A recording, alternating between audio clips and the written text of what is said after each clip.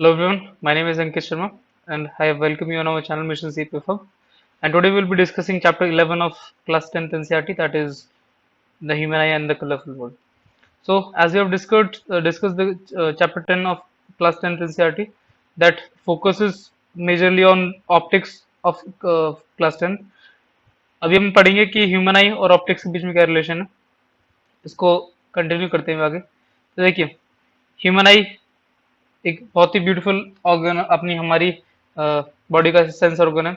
देखिए, ह्यूमन आई हमारे लिए किस लिए इम्पोर्टेंट है। देखो, हम आज के टाइम पे जो भी देख पा रहे हैं, कर पा रहे हैं, ठीक है, उसके बारे में जो बेटर विजुअलाइजेशन है वो हमारी आई के थ्रू मिलती है। अगर आई नहीं होती तो हमें पता नहीं लगता कि how beautiful this world is. ठीक है, तो देखिए हमारे आई का ये सारा सिस्टम दे रखा है। ठीक है, इसमें देखिए हर एक पार्ट का कुछ ना कुछ फंक्शन है। ठीक है, देखिए सबसे धीरे धीरे करके सारे पार्ट्स के बारे में हम पढ़ते हैं। तो देखिए ये फर्स्ट ऑफ ऑल पढ़ते हैं इसका रेटिना का। रेटिना क्या है? ह्यूमन आई की स्क्रीन है। जैसे देखो हमने पढ़ा था रियल इमेजेस कहाँ फॉर्म होती है, स्क्रीन पर फॉर्म होती है। तो ह्यूमन आई एक कैमरा की तरह वर्क करती है। कैमरा इसके अंदर भी लेंस होते हैं आई के अंदर भी। ठीक है, तो लेंस इमेज फॉर्म करेगा स्क्रीन पर, तो ह्यूमन आई की स्क्रीन होती है रेटिना। ठीक है,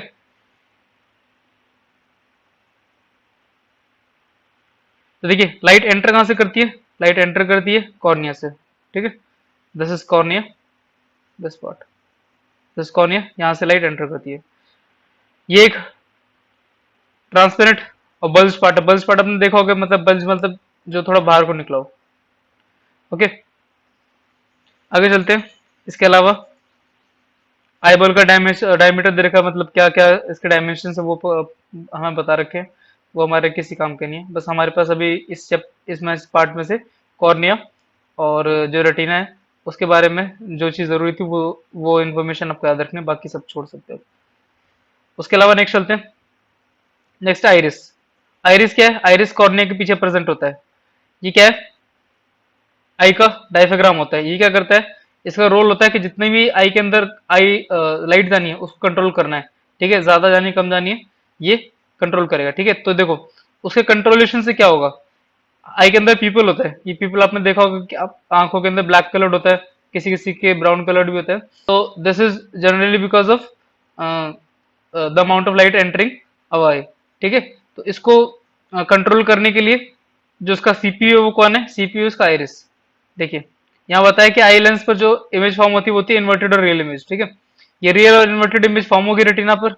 रेटिना से वो इमेज लाइट सेंसिटिव सेल्स के थ्रू, आई के अंदर लाइट सेंसिटिव सेल्स होते हैं जो लाइट को जैसी जैसी लाइट मिलती है वो सिग्नल्स प्रोड्यूस करना स्टार्ट कर देते हैं। तो ये लाइट सेंसिटिव सेल्स क्या करते हैं? सिग्नल्स जनरेट करते हैं लाइट के आने पर, और ये सिग्नल्स ब्रेन को पहुंचा देते हैं किसके थ्रू? ऑप्टिक नर्व्स के थ्रू। ऑप्टिक नर्व्स मतलब ये मान लीजिए वो वायर्स मान लीजिए जो ऑप्टिक सिग्नल्स को प्रोवाइड करती है ब्रेन को। ब्रेन क्या करता है? इन सिग्नल को इंटरप्रेट करता है और आपके पास आपको फाइनली वो सजेशन देता है कि अब वो करना क्या है। ओके, तो आगे चलते हैं अभी। इसके बाद देखिए नीचे वाला पार्ट काम का नहीं है। इसके बाद नेक्स्ट चीज जो काम की हुआ है पावर ऑफ अकोमोडेशन। देखिए अकोमोडेशन का मतलब क्या होता है? आप कभी भी बात करते हैं कि यू शुड अकोमोडेट दिस, ये करना मतलब अकोमोडेट करना। अकोमोडेट करना मतलब किसी के पास कोई चीज को रखना या फिर उसके पास उसको सेटल कराना। ठीक है, तो जो हमारी आईज होती है ना, इसके पास ही अकोमोडेशन की पावर होती है। मतलब ये किसको अकोमोडेट करती है? लाइट को अकोमोडेट करती है। ठीक है, तो जितनी भी आई की पावर होगी लाइट को कैप्चर करने की, मतलब एंट्री एग्जिट की, वो सारी कौन देखेगा? वो सारी देखेगा वो सारी पावर ऑफ अकोमोडेशन से हम हैंडल करेंगे। हमारी जो आई होती है ना वो हर टाइम कंट्रोल करती है हमारे लेंस के साइज को। जैसे देखिए हमारा जो लेंस है ना, जब भी कभी हमें कोई भी चीज पास की चीज देखनी है, ठीक है, तो नियर बाई चीज के लिए क्या करेगा? वो लेंस के साइज को बढ़ा देगा। लेंस का साइज बढ़ने से देखिए होता क्या है कि जितना लेंस का साइज ज्यादा हो जाएगा ना उतनी आपकी फोकल लेंथ कम हो जाएगी। फोकल लेंथ कम होगी तो एरिया जो कवर करेगी ना ये वो कम हो जाएगी। ठीक है, जब हम फोकल लेंथ को डिक्रीज कर देंगे, मतलब जब का फोकस पॉइंट है वो डिक्रीज हो जाएगा, लेंस आपका जब थिन होगा, जब का लेंस थिन होगा तो हमारी फोकल लेंथ बढ़ जाएगी। जब फोकल लेंथ बढ़ जाएगी तो आप दूर की चीज देख पाओगे। ठीक है, तो ये जो आई होती है ये दूर के पास की चीजों को कंट्रोल कर दिया। ओके, तो ये चीज ध्यान रखिएगा। अच्छा, यहाँ पे आइरिस पीपल का गिवन नहीं है। पीपल जब भी कभी लाइट कम होती है तो अपना साइज इंक्रीज कर लेता है, और जब भी कभी लाइट कम होती है तो साइज इंक्रीज कर लेता है, लाइट ज्यादा होती है तो अपना साइज कम कर लेता है। इसके अंदर दो तरह के लाइट सेंसिटिव सेल्स होते हैं, एक रॉड्स होते हैं, रॉड्स होते हैं, कॉन्स होते हैं। रॉड्स आपके जब लो लाइट होती है तब चलते हैं, ठीक है, और कॉन्स आपके जब लाइट ब्राइट होती है तब चलते हैं। तो आगे चलते हैं अब इसके बाद। पावर ऑफ अकोमोडेशन आप समझ गए ना, अकोमोडेट करना मतलब कैसे आई के लेंस को एडजस्ट करना है अकॉर्डिंग टू विजिबिलिटी। जैसे आपको पास की चीज देख रही है, पास की चीज देखने के लिए आपका जो लेंस साइज है वो थिक हो जाएगा, उससे आपकी फोकल लेंथ कम हो जाएगी, फोकल लेंथ कम होगी तो एरिया कम कवर होगा। जब आपको दूर की चीज देखनी है तो लेंस आपका थिन हो जाएगा, फोकल लेंथ बढ़ जाएगी और आप ज्यादा दूर की चीज देख पाओगे। ठीक है, ये चीज आपको याद रखनी है कि जो हमारा कंफर्टेबल पॉइंट होता है ना, जहां से हम इजीली चीजों को रीड राइट कर सकते हैं और मतलब आई पे स्ट्रेन भी ना पड़े ज्यादा, वो तो 25 सेंटीमीटर।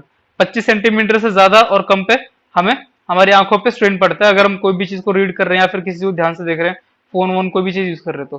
ठीक है, इस पॉइंट को हम अपना नियर पॉइंट भी कहते हैं। नियर पॉइंट मतलब वो पॉइंट जहां से हम पास की चीजें क्लियरली और इजीली देख सकते हैं। ठीक है, या फिर इसे हम least distance of distinct vision भी कहते हैं। ठीक है, वो डिस्टेंस जहां पे हम हर चीज को इजीली क्लियरली देख सकते हैं। तो आगे चलते हैं। ये तो हो गया हमारा नियर पॉइंट की बात। हमारा अब देखिए फार पॉइंट क्या होता है। फार पॉइंट मतलब वो पॉइंट जहां तक हम दूर की चीज देख सकते हैं, तो वो फार पॉइंट होता है हमारा इन्फिनिटी।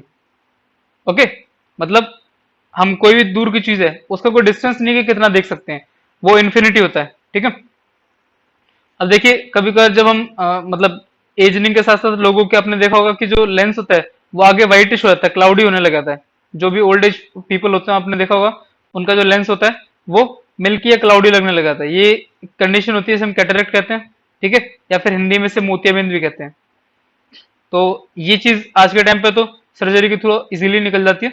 ये जो कैटरेक्ट होता है उसको लेजर सर्जरी के थ्रू हम रिमूव कर देते हैं।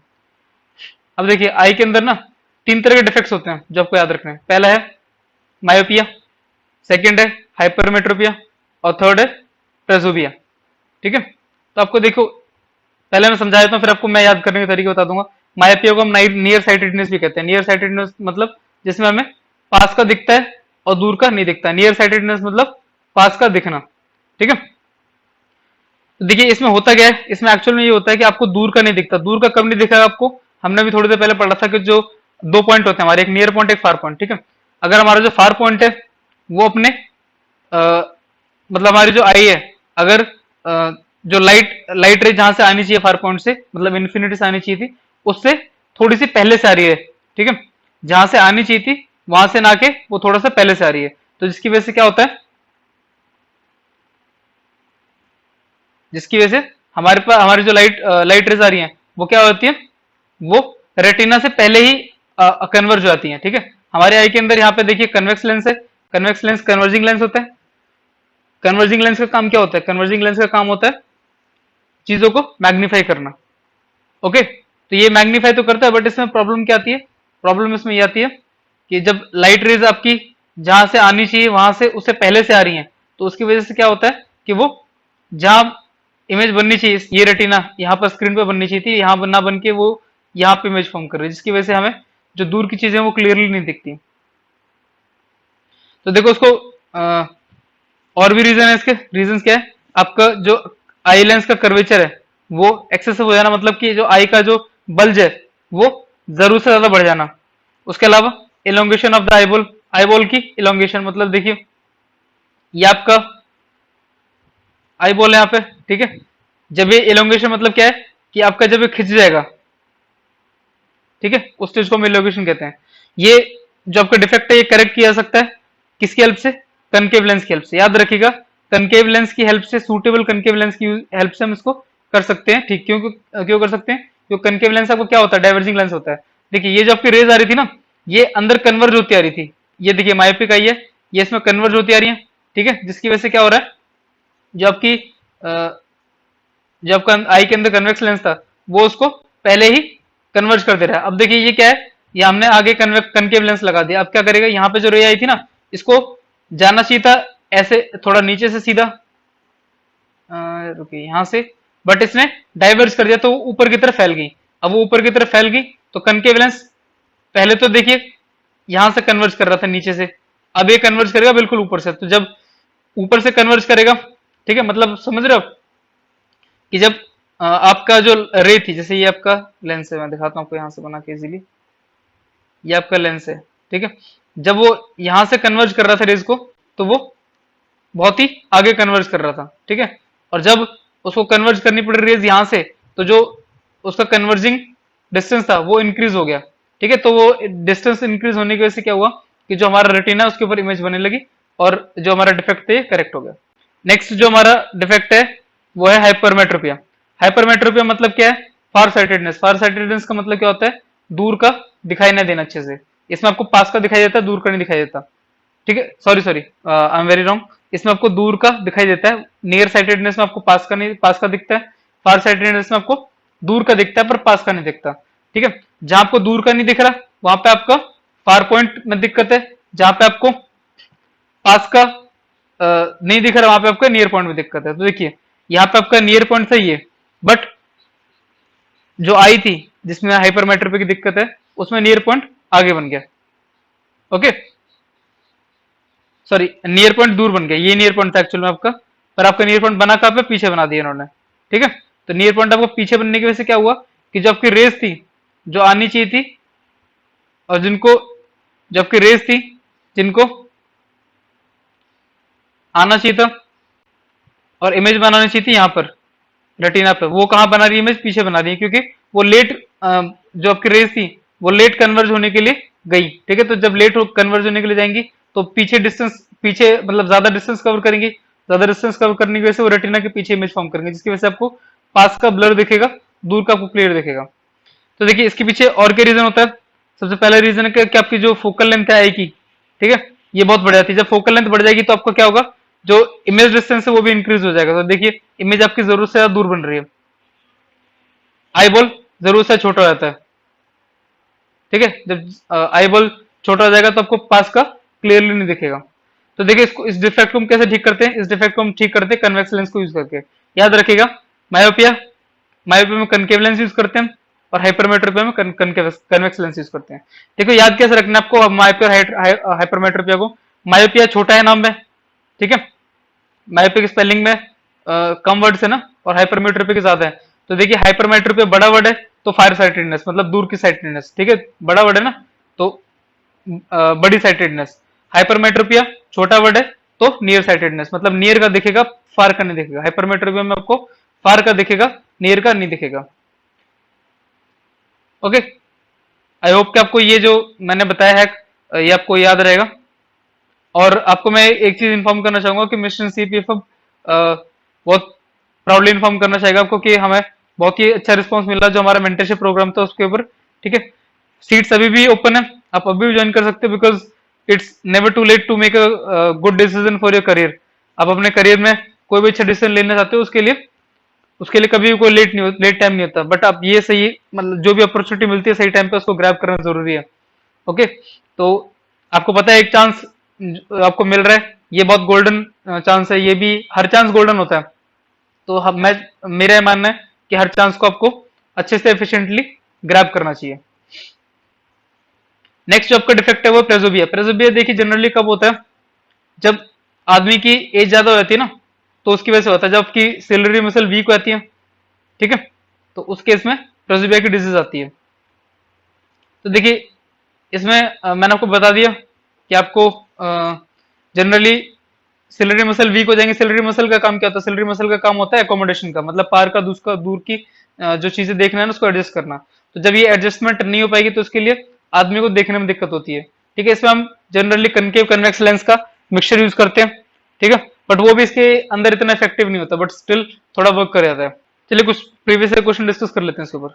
A person suffering from myopia uses concave lens. अब देखिए हमने थोड़ी देर पहले पढ़ा था कि अगर कोई पर्सन मायोपिया से सफर कर रहा है, ये देखिए correction for myopia with concave lens, तो कौन सा लेंस यूज करेगा? वो कनकेव यूज करेगा। तो ये हमारा जो अजर्शन है वो सही है।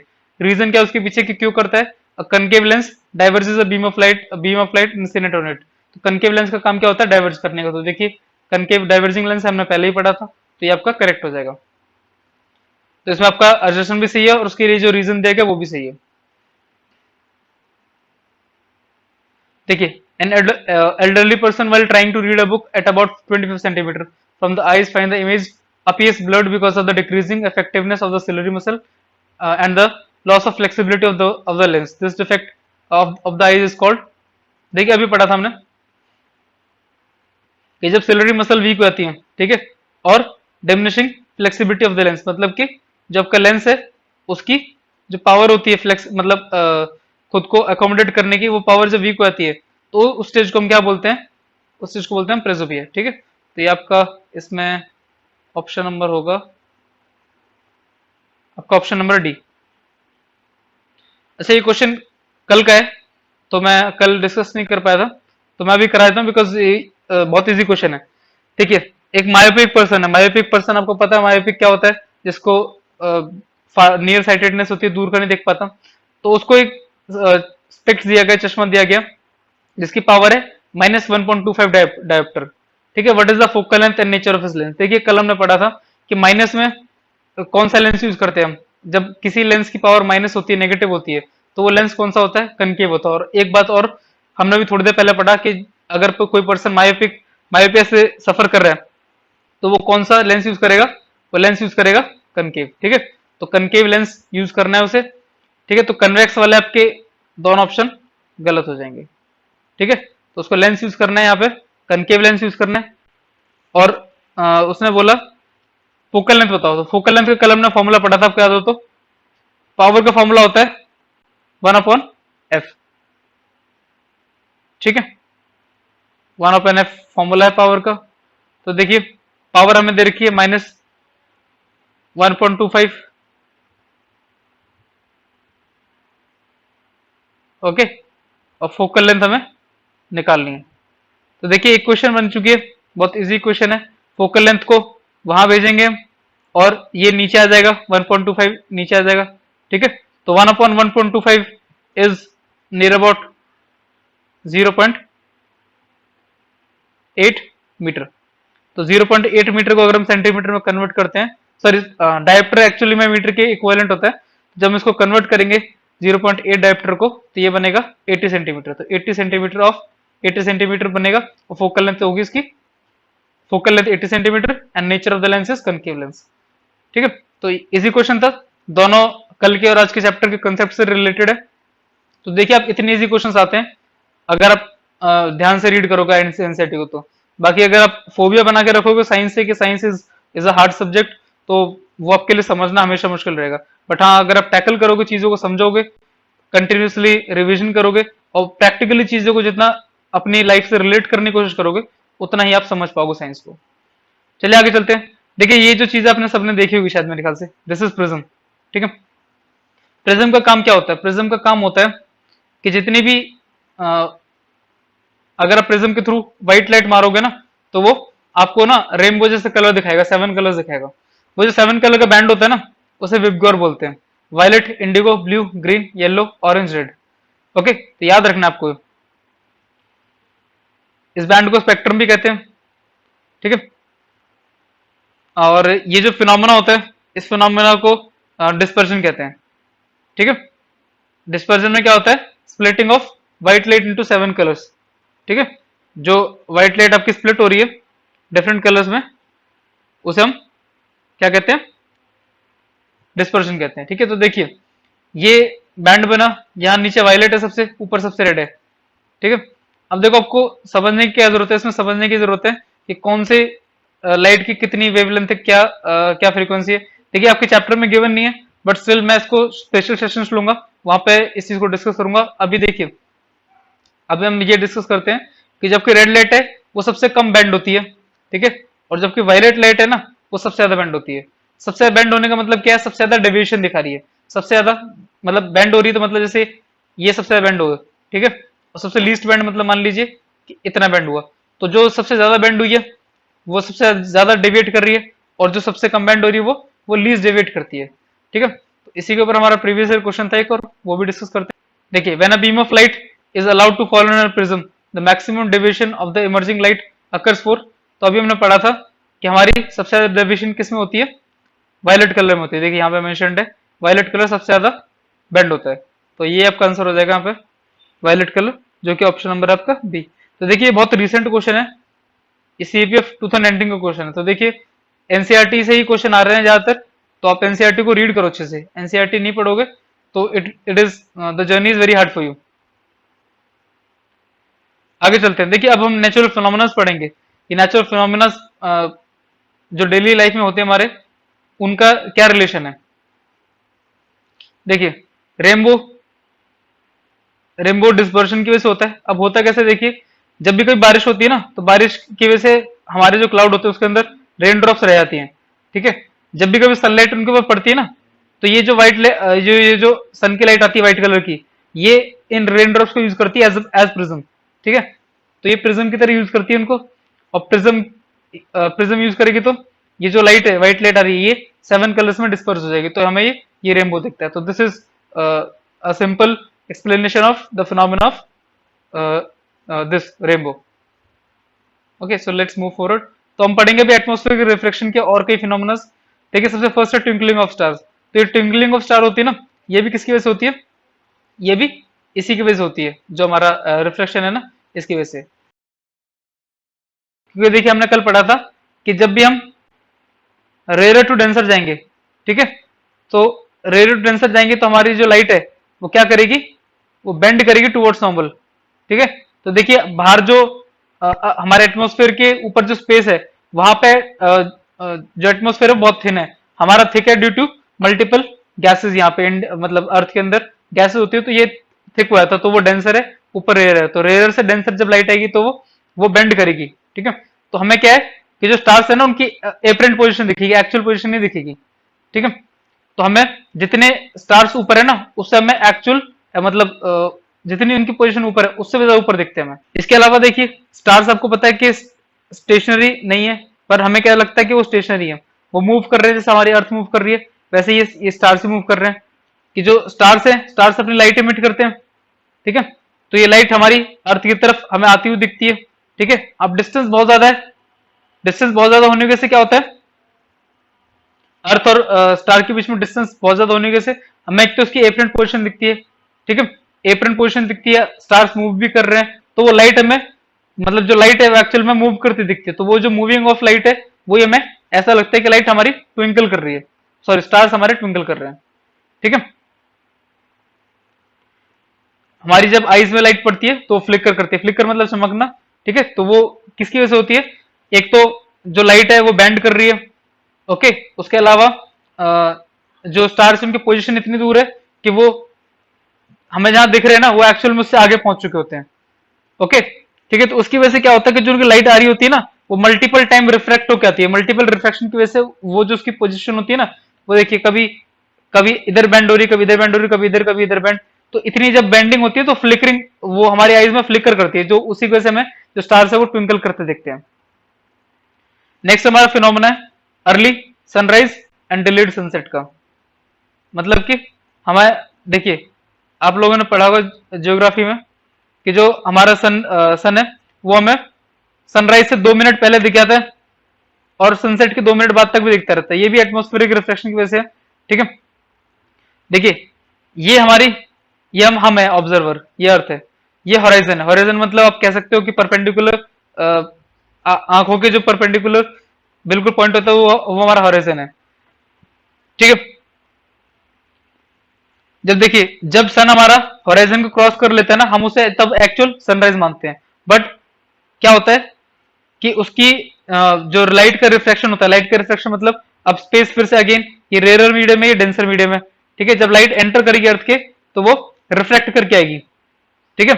तो उसकी वजह से क्या होता है, उसकी वजह से सन जो हमारा सन है वो हमें 2 मिनट पहले दिख जाता है, और सनसेट के बाद वो तो चला जाता है, पर एटमोस्फेयर में हमारी लाइट प्रेजेंट रहती है, इसकी वजह से हमें सन दिखता है। वो एक्चुअली में आप कह सकते हो इल्यूजन एक तरह का, ठीक है।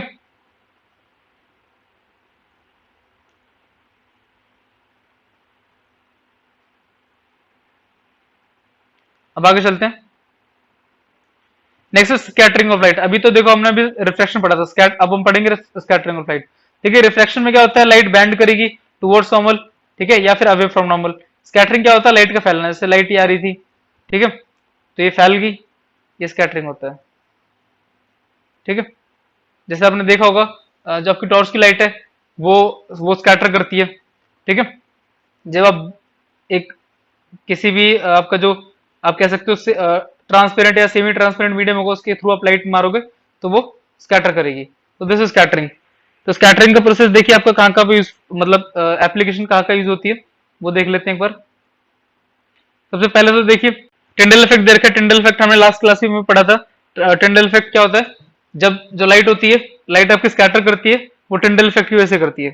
ठीक है, टिंडल इफेक्ट देखिए किसके अंदर देखने को मिलता है हमें, जितने हमारे कोलोइडल पार्टिकल्स है ना उसके अंदर में टिंडल इफेक्ट देखने को मिलता है। ठीक है, कोलोइडल पार्टिकल आपने पढ़े होंगे 9th क्लास में, नहीं पढ़े तो एक बार प्लीज 9th क्लास की एनसीईआरटी जरूर पढ़ेगा। ठीक है, उसमें आपको टिंडल इफेक्ट के बारे में बेहतर इंफॉर्मेशन मिल जाएगी। देखिए why the colour of the sky blue. ठीक है, देखिए बहुत लॉजिकल एप्लीकेशन बेस्ड क्वेश्चन है जो कि हमारे एग्जाम में पूछा सकते हैं। देखिए हमारे एयर के अंदर जितने भी मॉलिक्यूल्स हैं छोटे मोटे, ठीक है, उनका जो साइज है ना, वो जो विजिबल लाइट है, विजिबल लाइट मतलब जो हमारे आंखों को दिखती है, उसकी वेवलेंथ से कम होते हैं। ओके, तो देखिए वो जो पार्टिकल्स होते हैं, ठीक है, वो कब ज्यादा इफेक्टिव होते हैं। देखिए ये जो पार्टिकल्स होते हैं ना, ये लाइट को स्कैटर कर सकते हैं इजीली। ठीक है, बट ये कब ज्यादा स्कैटर कर पाते हैं, ये ज्यादा स्कैटर तब कर पाते हैं जब लाइट छोटी वेवलेंथ की हो, शॉर्टर वेवलेंथ की हो। ठीक है, मतलब छोटी वेवलेंथ कहां पे, देखिए मैं आपको डिस्कस करके बताऊंगा कि वेवलेंथ फ्रीक्वेंसी आपकी कैसे इंक्रीज करती है, कैसे डिक्रीज करती है। ठीक है, जबकि रेड लाइट होती है ना, उसकी वेवलेंथ है ब्लू लाइट से 1.8 टाइम्स ग्रेटर। मतलब कि देखिए इस साइड पे आपकी जो वेवलेंथ है वो इंक्रीज करती है और इस साइड पे डिक्रीज करती है। ठीक है, तो जितनी छोटी वेवलेंथ की लाइट्स होंगी ना, उसको पार्टिकल्स इजीली स्कैटर कर सकते हैं। तो देखिए जितनी भी आपकी जो वायलेट लाइट है, इंडिगो है, ब्लू है, तो ये सारे कलर जो है ये इजीली स्कैटर हो जाते हैं। और जो इस तरफ को कलर्स है आपके पीछे की तरफ, ठीक है, आपको ऑरेंज हो गया, येलो हो गया, रेड हो गया, ये इजीली स्कैटर नहीं हो पाता। तो देखिए ये जो एयर पार्टिकल्स है, गैसेस पार्टिकल, ये ब्लू कलर को इजीली स्कैटर कर जाते हैं और रेड कलर को नहीं करते। इसी वजह से क्या होता है कि जो हमारी स्काई होती है वो हमें ब्लू दिखती है। ठीक है, अगर अर्थ के पास एटमॉस्फेयर नहीं होता, ठीक है, तो कोई स्कैटरिंग नहीं होती और हमें स्काई कैसे लगती है, जैसे स्पेस लगता है, मतलब कि डार्क लगती है। अब आगे चलते हैं। अब देखो नेक्स्ट टॉपिक है colour of the sunrise, colour of the sun at sunrise and sunset. देखिए हमने देखा है कि जो हमारा सनराइज और सनसेट पे कलर होता है वो कैसा होता है, वो हमारा कलर जनरली हमें रेडिश कलर मिलता है। ठीक है, तो ये किसकी वजह से होता है, देखिए क्या रीजन है कि होराइजन के पास देखिए आपकी जो जितनी ब्लू लाइट है ना, ब्लू लाइट है वो सारी स्कैटर हो चुकी होती है। ठीक है, तो जब छोटी लाइट स्कैटर हो जाएगी तो आपके पास सारी बड़ी वेवलेंथ की लाइट बचेगी। इस वजह से हमें, एक और रीजन है जिसकी वजह से हमारी जो सन की लाइट का कलर है वो हमें ऑरेंजेस दिखता है। So this is all about this chapter. So we'll be meeting you in next chapter. Okay, all the very best and keep studying.